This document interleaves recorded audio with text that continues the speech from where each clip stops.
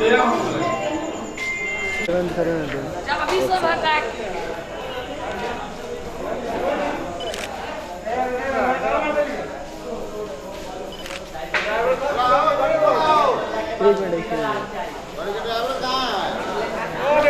तेरे द्वारे पे आई बारात, तेरे द्वारे पे आई बारात, इनके मोती लुटा दे, धन स्वागत में बिछा दे, इनके मोती लुटा दे, धन स्वागत में बिछा दे।